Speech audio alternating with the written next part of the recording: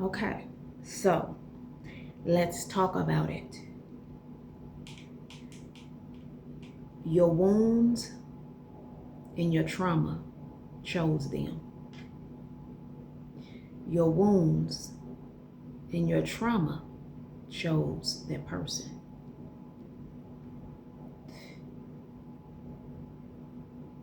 If you look back at your family dynamics from the time you was a little boy, little girl, if you look back at every single one of your relationships that you was in with a man or woman, if you look back at your marriages,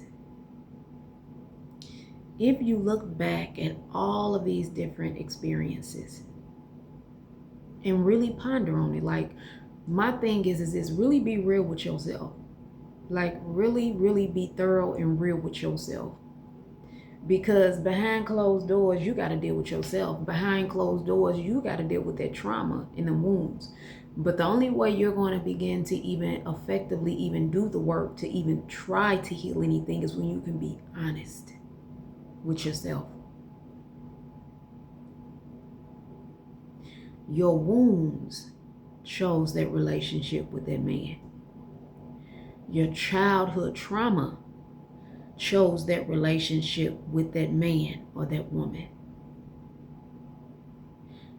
Your abandonment issues chose that relationship with that man. Your anxious attachment style chose that relationship with that man or that woman. Your wounds chose that man. Your trauma chose that man, not you. Your wounds chose that woman. Your trauma chose that woman, not you. Do you see where I'm going?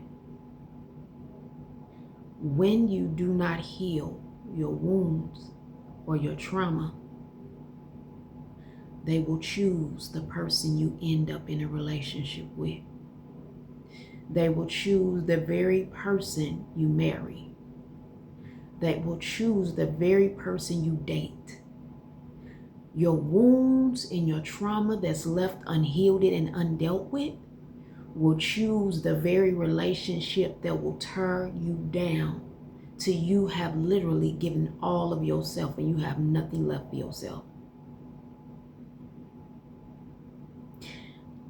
I'll give an example of what I mean. And I can only give it from my personal experience because this is what was told to me. I was having a conversation with a particular person, a dude. And I am one where I like to learn people. I like to learn people. I like to understand how the mental works, how the emotions work. I just like to learn people in general. So I had a conversation with this person. And this person said, I was asking him about past relationships, all of that. And the way he broke it down like this. He said, well, I was in a relationship for like 4 years, and exact words sort of, but I'm just paraphrasing it. But he said, I was in a relationship for like 4 years with this woman, and she had a daughter, and I just came in to be their stepfather, all of that. And I asked him, I said, what ended the relationship if, so long? He said, all of a sudden out of nowhere.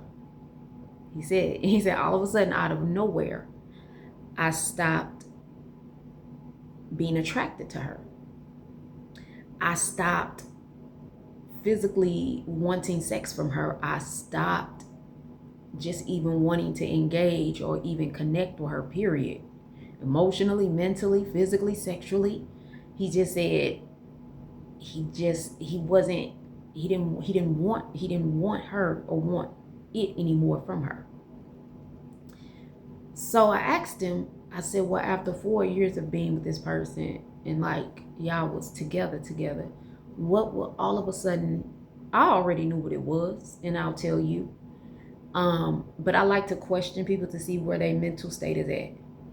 And so I said, well, you tell me what would cause that, like a light switch, to go off.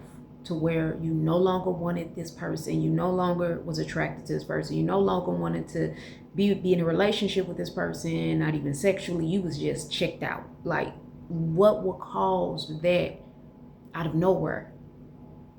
And his exact words to me was, I don't know. She just didn't do it for me anymore. Let me tell you this. When people speak, I listen. Because if you listen close enough to when people speak, they're going to tell you exactly who they are, what their motives are, and they're going to show you exactly who they were in past relationships. But a lot of the times, as women and men, because it applies to both, we don't listen good enough to people and what they're telling us about themselves. We take everything with a grain of salt, and we don't dissect it, we don't analyze it, and we don't allow God, we don't allow like the downloads and our intuition to kick in and show us exactly what took place. So after communicating with the person, I still was like, okay. All of a sudden, it's like a light switch. You just didn't want it. So after encountering the person a couple of times, it was like all of a sudden I was walking through my kitchen and I got a download. And I'll tell you exactly, out of nowhere, I'll tell you what the download was that I got from this whole situation. When someone you're in a relationship with ciphers your energy, drains your life force energy out of you, when you're with someone, man or woman, and you can literally have sex with this person, and you don't understand why you're so drained, why you're so exhausted, why you're so sleepy afterwards, it's not because the sex was so great. No, sweetie pie. That person literally ciphered all your energy out of you, where you don't have nothing left in you now. And what happens is that, just using this as a prime example, what happens is that you will literally be so drained around the person. You will literally feel like after having sex, all of that, you feel like you just feel like you can't do nothing. You feel like all you can do is just sleep and lay there. And I'm gonna tell you what a lot of people misconstrue about this, right? A lot of women do it too, because a lot of women think that, oh my God, he just gave me the best. No, he didn't, sweetie pie. No, he didn't. That wasn't the best just because you drained after sex. That means that man, that woman just literally ciphered all of your energy out of you. That means you don't have no energy left in you. They got your energy. You have nothing now. That's why they able to jump up, get in the shower, get their day started, and be hyped up. And they enter in this, and then it's like their energy is on a level of 20, and your energy is on a level of 0 now. Your energy has literally just got ciphered out of you through sex. That's why they call it soul ties. That's why people say you have to pay attention to who you're laying down and having sex with. And I hear women do this often and misconstrue it and think that because you lay down and have sex with a man and you're drained afterwards, that was the best sex that was the best sex ever. No, sweetie. It literally took and drained your energy. You don't have no energy left. You ain't even got energy for your children. You don't even have energy when you go on your job now. But I tell you who do got some energy. I tell you who has leveled up on your energy. I tell you who is gonna go to work real hyped up and feeling real good. That man or that woman that you had sex with that ciphered all your energy out of you. They are now in your position with all the energy. And you are now in their position drained with no energy. So what I'm saying this to say that, I said all that to say this, that pay attention to people and what they say to you when it comes to your energy. Pay attention to who you finna lay down and have sex with. Because where you're thinking that once the sex is over with and you're so drained and exhausted that it was the best, baby, no, your energy's ciphered out. You're gone. You don't have any more energy left in you, but you gave it to that person. And now you have to literally drag yourself up. And now you have to replenish all your energy back in you so you can get back to where you need to be. But if you don't catch this, you will continue to stay in the cycle of your energy being ciphered out of you, whether it's through sex. I've even had conversations with certain people and I literally can feel my energy draining out of me. I've had conversations. I've had conversations with men and women where I can literally feel my energy is draining out of me. It was like a leakage. When you don't pay attention to people and what they say, it will go over your head and you will not understand it. And you will assume that I'm going to take it with a grain of salt. Don't ever take nothing with a grain of salt, because when something is said, it's like you have to dissect it. You have to understand it. You have to analyze it. You have to break it down. Let me tell you the one biggest thing that I pay attention to.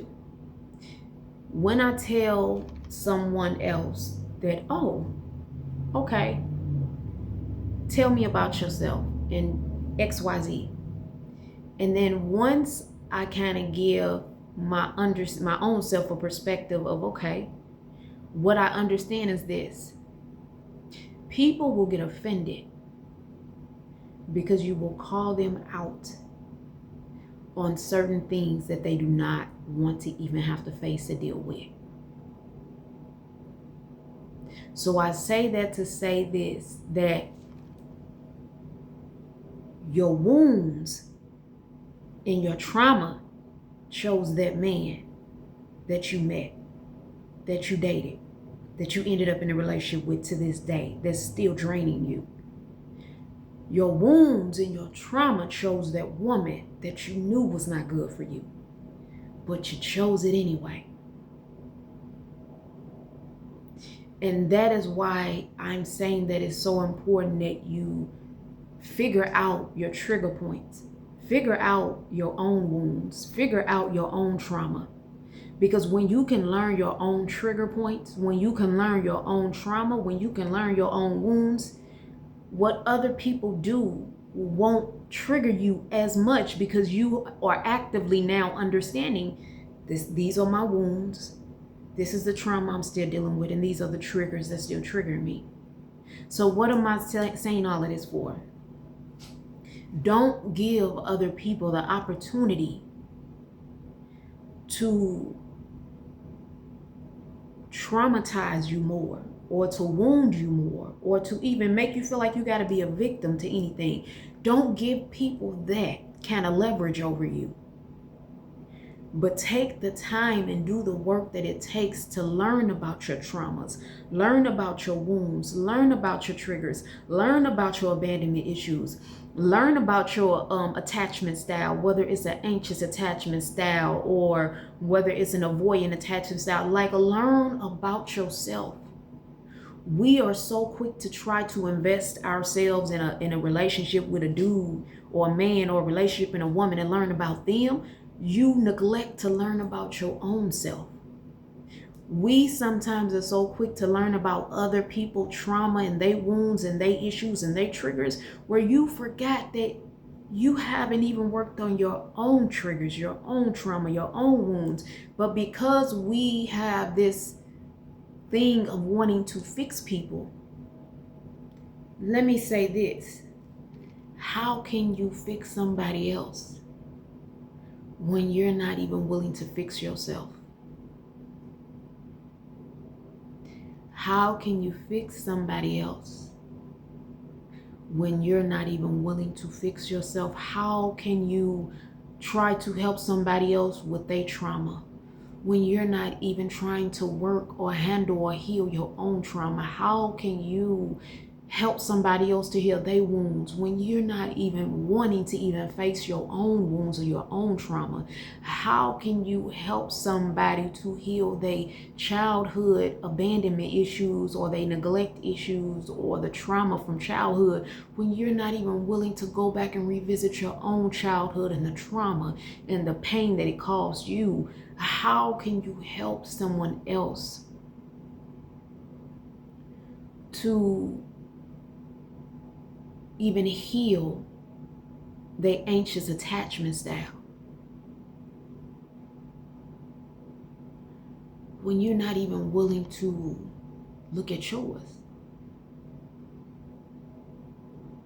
Anything I say from personal experiences. Everything I speak because it's personal to me and I can identify it. And I know that if the divine has allowed me to identify it, I can guarantee you somebody else can identify it. So that's all I want you to think about, that you as a person didn't choose that man, knowing that it was going to be a toxic, dysfunctional relationship that was going to take every bit of your self-worth from you. You didn't choose that man. Your trauma chose that man. Your wounds chose that man. Your anxious attachment style chose that man. Your abandonment issues when it comes to your mother and your father chose that man. The lack and the fact that you didn't even have a father figure to be there for you, so you weren't protected, that chose that man. The fact that your mother left you abandoned and you felt abandonment from her emotionally and mentally. She probably was there physically, but emotionally and mentally you felt so detached from your mother or your father, where that's what chose that man or that woman. You as a person, healed it, not even healed it, but you as a person that's healing, you didn't choose that.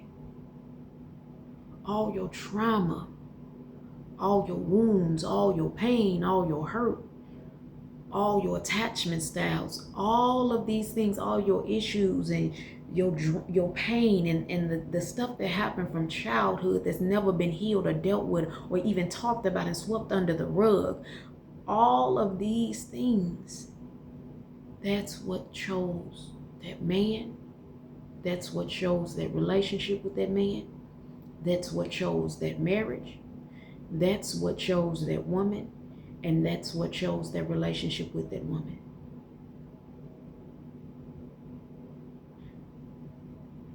And when you get the realization of this and your perspective kind of shift, you'll understand. And you'll start to look at the person. You'll start to look at yourself first. But then you'll be able to see your situation around you to understand how you got there, why you're there, and what's to happen next. So anything I'm saying, I'm not saying to make you feel bad, but I'm saying this because when we get to a place where it's like we get the opportunity to do something different, you take it. And so when you can look at your outside world or your relationships and with people, family dynamics, your mother, your father, any of that, and you can see what took place and how it took place and why it took place, you can then shift and choose something better for yourself. You know how I've heard people say all the time, and I'm going to end it with this. I've heard people say my whole life, change takes time. And it does. I've heard people say letting go takes time. And I remember I heard of Ivana Van Sant. I'll be trying to get her name right, but I heard her say one time on her episodes, she said, if you haven't left that circumstance or that situation or that relationship with that person, whether we talk about family, marriage, relationship with a dude, with a man or a woman, it don't matter whether we're talking about whatever, a job, whatever. She said, if you haven't left and let go of this situation, she said it's because you're not hurt enough. She said, when you finally are hurt enough, you'll do something about it. And I want to leave it right there. When you finally hurt enough, you'll do something about it.